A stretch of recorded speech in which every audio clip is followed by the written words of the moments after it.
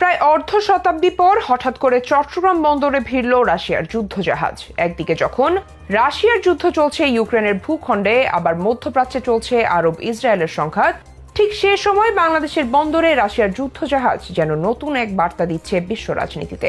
দুটি বিমানবাহী রণতরী মোতায়েন করেছে আমেরিকা। এগুলো হলো ইউএসএস জেরাল্ড আর ফোর্ড।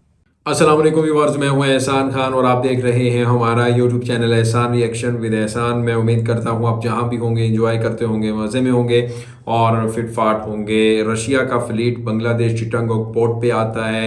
फिर उसके बाद जनाब ये बताया जा रहा है कि सिग्नल दिया गया असल में अमेरिका को, और इसी के ऊपर एक एनालिसिस बेस्ड बड़ी ही शानदार वीडियो है हमारे पास, वो देखेंगे।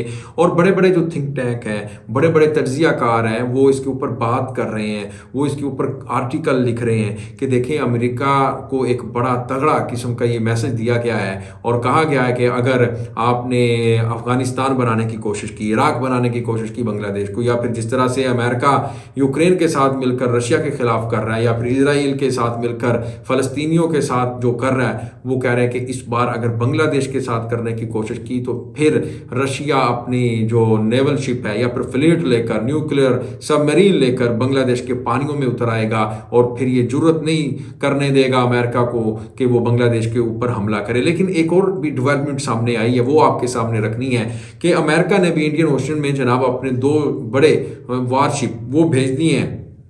अब आप देखिए टाइमिंग कितनी मखसूस है, यानी इंडिया को ये पैगाम उसको चला गया है, अमेरिका को, सॉरी इंडिया कह रहा हूँ, कि अमेरिका को पैगाम ये चला गया है कि वो जनाब उसके रशिया के 2 फ्लीट आ चुके हैं। रशिया का फ्लीट आया है, 50 साल बाद आया है। इसके इफेक्ट, इसके असरात तो पड़ रहे हैं दुनिया के ऊपर, खासकर अमेरिका के ऊपर। फिर अमेरिका ने भी अपने 2 वारशिप इंडियन ओशन में भेज दिए हैं।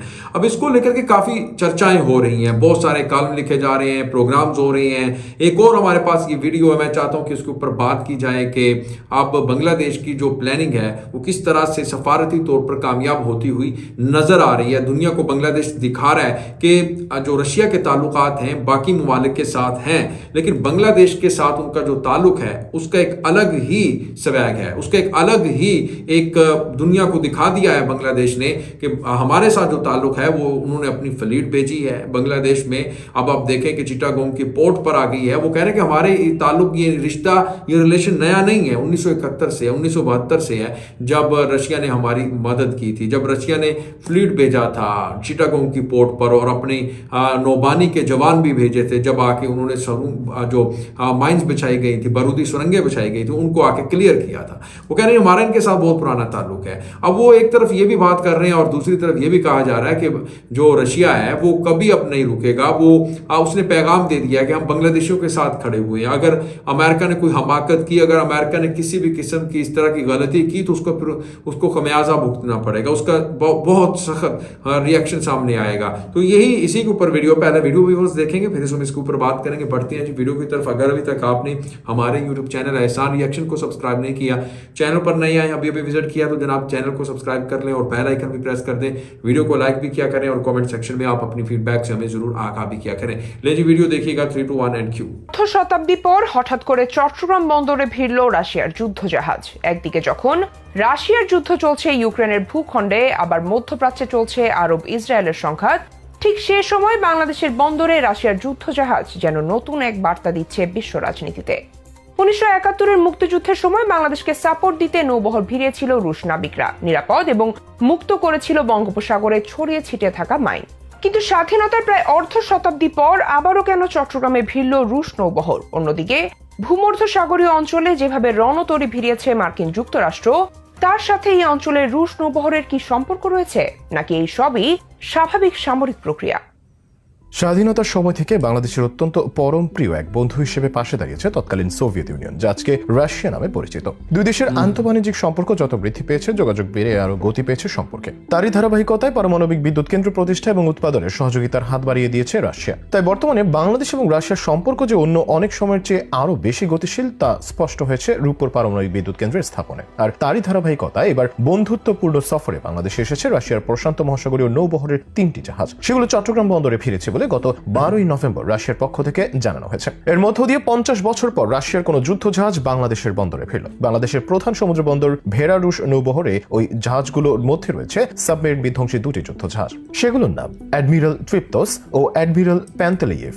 অপর জাহাজটি হলো জ্বালানিবাহী ট্যাঙ্কার, সেটির নাম পেচেনকা। স্বাধীনতার পর চট্টগ্রাম বন্দর মাইন মুক্ত করতে সেখানে বিশেষ অভিযান চালায় রাশিয়ার কয়েকটি যুদ্ধজাহাজ। এ বিষয়ে বাংলাদেশে রাশিয়ার রাষ্ট্রদূত আলেকজান্ডার মান্টেটঙ্কি রুশ গণমাধ্যম তাসকে জানিয়েছে 1971 সালে সদ্য স্বাধীন হওয়া একটি দেশকে রক্ষা করতে এসেছিল রুশ যুদ্ধ জাহাজগুলো। স্বাধীনতা যুদ্ধের পর চট্টগ্রাম বন্দরের জলসীমায় অনেক মাইন ছিল, সেখানে অনেক নৌযান ডুবেছিল। রুশ রাষ্ট্রদূত জানান, মাইন সমস্যা সমাধানে অনেক দেশের কাছে সে সময় সহায়তা চেয়েছিল বাংলাদেশ কর্তৃপক্ষ। কয়েকটি দেশ বিপুল অর্থের বিনিময়ে সহায়তা করতে রাজি হয়েছিল। সে সময় রুশ নৌবহর এসেছিল মূলত সদ্য স্বাধীন হওয়া একটি দেশকে মানবিক বিপর্যয়ের হাত থেকে বাঁচাতে। বিমানবাহী রণতরী মোতায়েন করেছে আমেরিকা। এগুলো হলো ইউএসএস জেরাল্ড আর ফোর্ড এবং ইউএসএস ডুয়াইট ডি আইজেনহায়ার এয়ারক্রাফট ক্যারিয়ার। এগুলোতে অনেক যুদ্ধ বিমান রয়েছে। ইসরায়েলের সমর্থনে এইসব রণতরীতে তারা F-15, F-16 এবং A-10 যুদ্ধ বিমান যুক্ত করেছে। तो व्यूअर्स, आपने ये वीडियो देखी है और बांग्लादेश के साथ रशिया के जो ताल्लुकात हैं वो तो अब दुनिया ने देख ही लिए हैं और बांग्लादेश ने उसको बड़ी कामयाबी के साथ जिस तरह से इस्तेमाल किया है। और अब आप देखें कि बांग्लादेश के साथ मिलकर न्यूक्लियर पावर प्लांट और रूपुर जो न्यूक्लियर पावर प्लांट बनाया है रशिया ने, तो ये भी एक बहुत बड़ा मंसूबा है, एक बहुत बड़ा प्रोजेक्ट है। बांग्लादेश देखें ना, एटमी बम बनाने के बहुत नज़दीक है और वो बना सकता है। तो अब जब रशिया उसके साथ मिलकर उसका पार्टनर है, बड़े बड़े धमाके कर रहा है, तो जाहिर बात है फिर उसने तो ये पैगाम दिया है अमेरिका को कि आप ये किसी भूल में ना रहिएगा कि आप इजराइल को आप कहते हो कि फ़लस्तीनियों के ऊपर हमला करो, जैसे मर्जी हम आपके साथ हैं, और फिर यूक्रेन को सपोर्ट करते हैं हमारे खिलाफ, रशिया के खिलाफ, और अब हम बांग्लादेश के खिलाफ आपकी एक नहीं चलने देंगे। क्योंकि आपको पता है, अगर कोई दोस्त को ये चीज़ का इल्म नहीं, तो अगर वो न्यूज़पेपर नहीं पढ़ रहे या ख़बरों के साथ वो टच नहीं है हालात हाजरा से, करंट अफेयर से, तो उनको मैं बता देता हूँ कि अमेरिका बांग्लादेश के ऊपर प्रेशर लगातार बनाए जा रहा है। और कभी शेख हसीना को कहता है कि आप अपनी हुकूमत छोड़ो, हम अपनी मर्ज़ी का वज़ीर आज़म लेकर आना चाहते हैं, और कभी उनके ऊपर सैंक्शंस की बातें करता है। कभी असल में जो बात शुरू हुई थी वो यहाँ से शुरू हुई है, वो मैं आपको बताता हूँ कि एक सेंट मार्टिन आइलैंड है बांग्लादेश में, बहुत इंपॉर्टेंट जगह है, सोने की चिड़िया अगर कहा जाए वो गलत नहीं होगा, जिस तरह पाकिस्तान में कश्मीर है और आज जो जम्मू एंड कश्मीर है वो। और इसी तरह अब बांग्लादेश को कहा जा रहा है कि आप उस आइसलैंड के ऊपर जो सेंट मार्टिन टापू है, हमें अपना नेवल बेस बनाने थे। तो उसके ऊपर इनकार कर दिया शेख हसीना ने कि हम ये नहीं बनने देंगे। तो फिर वो कहते हैं यस सर की जब आदत पड़ी हो ना, तो फिर नो जब आ जाए तो फिर वो उसको उसकी प्राइस चुकाना पड़ती है।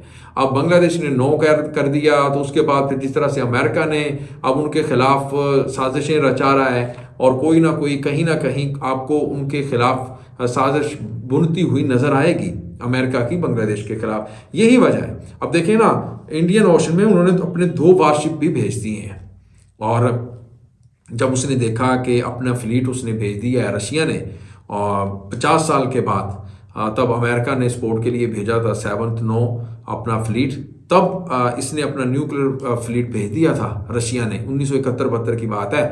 तो वो कह रहे हैं कि अब जब ये रशिया चला गया उन पानियों में, बांग्लादेश में, चिटागोंग में, तो फिर अमेरिका ने कहा कि हम पीछे क्यों रहें। तो मेरे ख्याल में ये जो सफारती ताल्लुकात की एक जंग होती है ना, फॉरेन अफेयर्स जिसको कहते हैं, फॉरेन पॉलिसी कहते हैं, वो किसी हद तक मुझे शेख हसीना जीतती हुई नज़र आ गई हैं। तो आपका इसके बारे में क्या कहना, बताइएगा जी कमेंट सेक्शन में। अगर आपकी इंटरनेशनल रिलेशंस के अंदर अच्छी है, उसके बारे में आपको हाउ नाउज है, तो बताइएगा जी, और हमें भी उसके बारे में कुछ पता चले कि दुनिया में इस वक्त क्या, आपके पास किसके बारे में क्या नॉलेज है।